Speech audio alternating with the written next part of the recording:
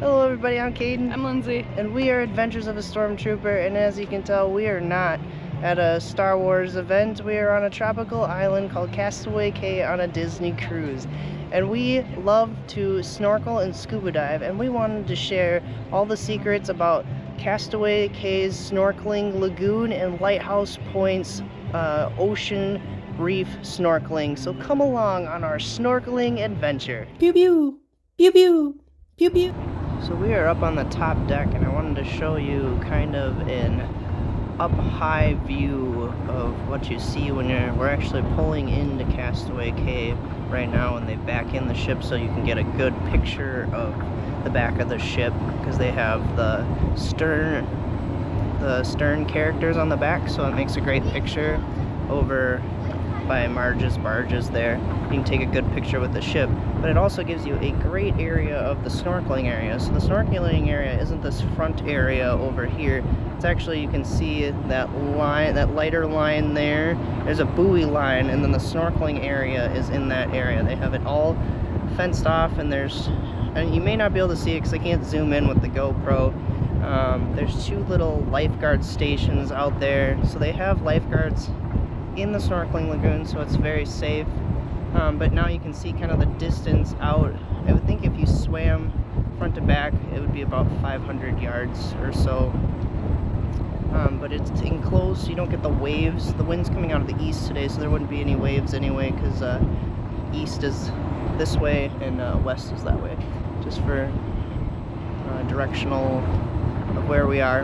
And then we're going to be heading over to the family beach, which is going to be this section here. So, or actually that section, I'm sorry, over there. But we'll bring you down there, but I wanted to give you a nice aerial view. We'll also be showing you, there's buoys in the water. There's orange buoys and white buoys, and they mean different things, and we'll explain that later. But we're going to show you where to rent equipment, how to get to what beach you're looking for, and then we'll show you the snorkeling area here. So I thought I'd show you, when you get off the shuttle, it's going to drop you here at 18, and you're just going to walk around here. The rental shop is right here, and this is the family beach here, and the snorkeling lagoon is L. So we'll show you where to rent snorkeling gear. So here at Gills, Fins, and Boats is where you can rent equipment, and you can rent snorkeling gear, the snorkel and mask and fins. Yeah. And then all the safety vests are free. You have to wear a safety vest whether you rent the equipment or not. And adults are $44 for renting gear, and kids are $24. And then you return your snorkeling gear right here, and you put the vests, fins, and snorkels in the appropriate buckets to return them. And mind you, they stop kids at 9, so any kids 10 and over are going to be the adult price. So the rental place was right there, and then you can enter the snorkeling lagoon right here. So the buoys, those white buoys there, that's the swimming area. So you do not need a yellow snorkel vest to be in the swimming area, but you do need a yellow snorkeling vest to be in, this is the start of the snorkeling lagoon. But you can start here at the beach and just swim underneath the buoy line. And then you can I hope you can see the white and orange buoys, and we're gonna swim out there and show you what's under them. But they do, each color means a different thing. So the white and the orange, it'll either indicate if it's a generic, like door boat, non-Disney related thing, and then the orange, I believe, I'm trying to remember, but I'm kind of confusing, but I believe the orange is marking Disney characters. But don't quote me, I will confirm that in a minute. It's been a while since we've been here, so I just wanted to confirm. But that's what they are marked differently, so depending on what you're looking for, you might be able to look for one buoy or the other. But then you can just grab any chair here and then go right into the water. And we'll show you what the safety vests look like. We will bring our own, but if you go to the lifeguard stand, they have the yellow vests hanging there that you can just borrow. You don't have to pay for them, so if you bring your own gear, you can just borrow a safety vest, but we have our own gear, and we'll show you what they look like. So this is the yellow safety vest you have to wear. Has a crotch strap and a waist strap to do up, and that's it. And you use the tube to inflate. But now she's all ready to go. Yep. So we're ready to get in the water and see what we can see. Should see it find grunt, snapper, damselfish, pork fish, sergeant majors. Those are all really common. We've seen a turtle here once, and that was a long time ago. We've seen a stingray once a long time ago. Those are pretty rare. We've seen a lionfish a long time ago. So you have some opportunities for some rare fish, but it just depends on what swims into, because they do have that barrier to keep things out. So, and to keep, it's more for waves, but not to keep things out, but it's what swims in here. So it's not as like an open reef that it's easier for the animals to swim in and out. But let's go see what we can find.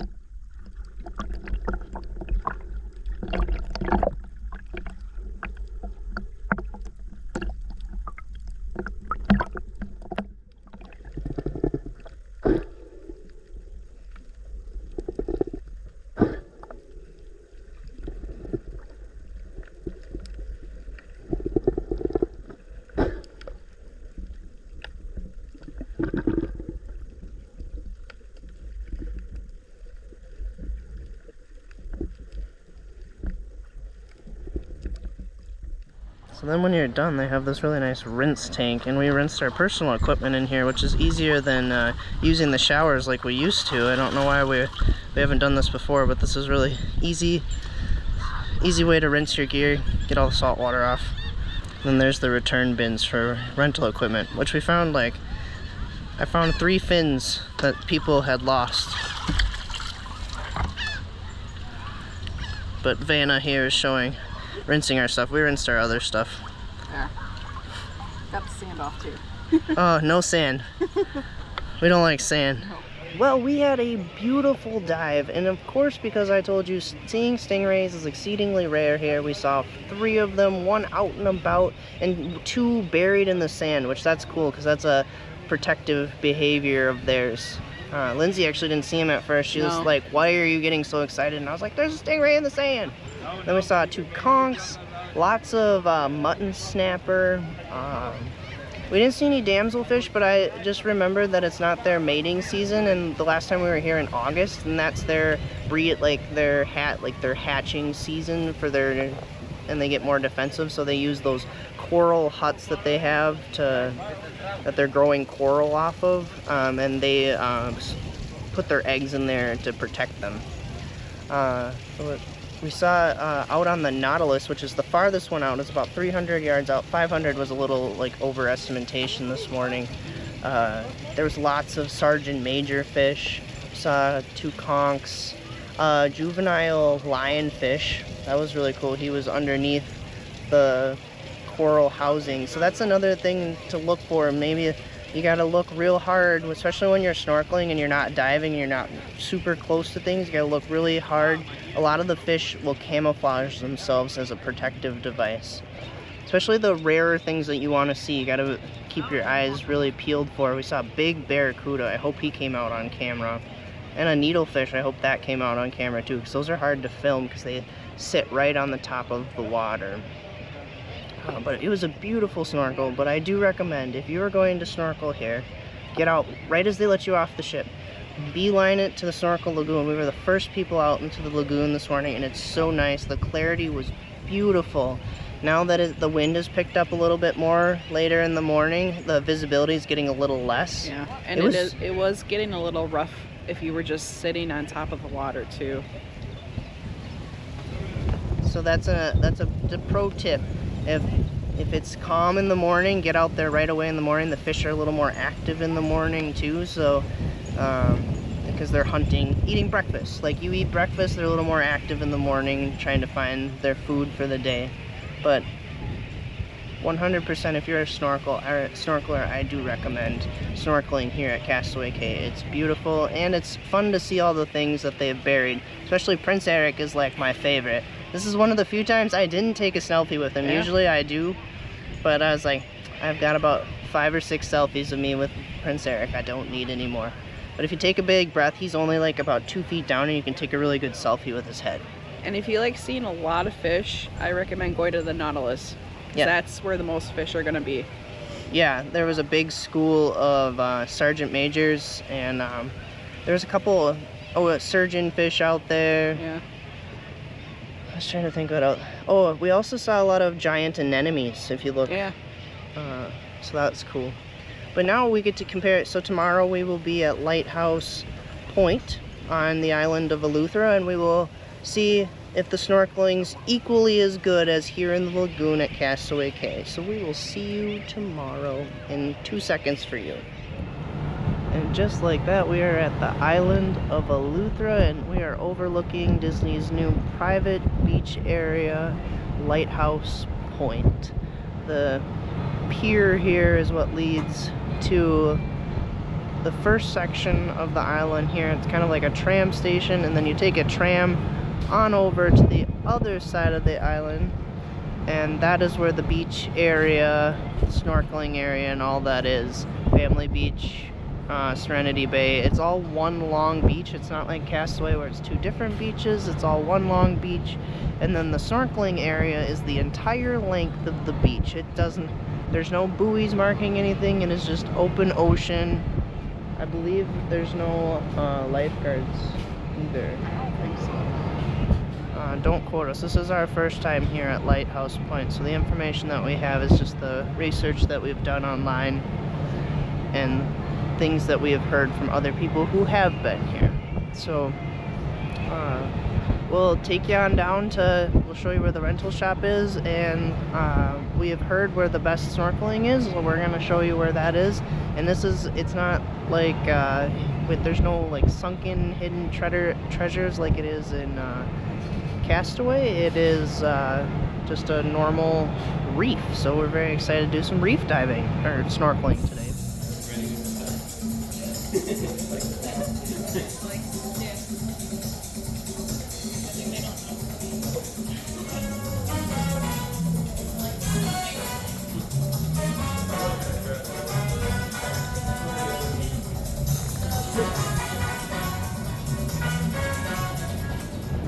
So for renting the equipment, you come to Flippers and Fins Snorkel Rental, and it's right in the middle of the beach. Right as you go down, get off the tram, you go around the gift shop called Tis Things, and it's point number 6 on the map, and it's right in front in the central part of the beach. But it's off the gift shop, it's off your left, and you walk down a deck type walkway, and it will bring you right to it. I don't know if we're gonna get in the water today. We might have to wait until next week because it is a red marine warning, but the waves don't actually look that bad, so we'll see. We're gonna go find our spot and see what they say. So good news, they are allowing snorkelers, because I see somebody out there already, but there's this section, according to Google Maps, had like the biggest underwater dark section, which should indicate a reef, and you can see the darker lines in the water. That should be the reef underneath the water, and it's right in front of Sebastian's Cove is the water play area, and then there is a reef and rec bar, and this area is supposed to be the quietest section of the beach because most people go left down towards Serenity Bay, is all the way at the other end of the beach, and like we're the only people over here right now. I realize it's early in the morning, but I mean, why wouldn't you want to come to the least busy section of the beach? So we're gonna get ready and hop in the water. Very excited.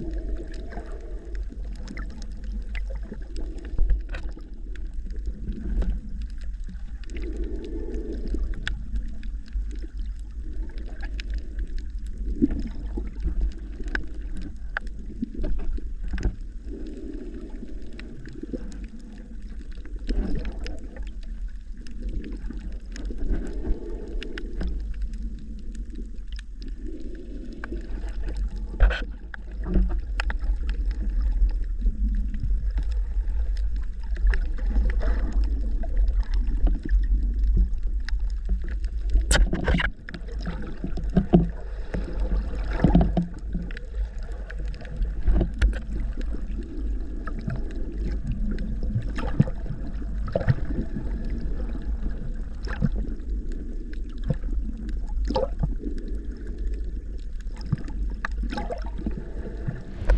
we did get to go snorkeling. The visibility was okay. The wind started to pick up a little bit as I was out there a little bit. I was only out there for like 40 minutes and the wind started to get a little bad.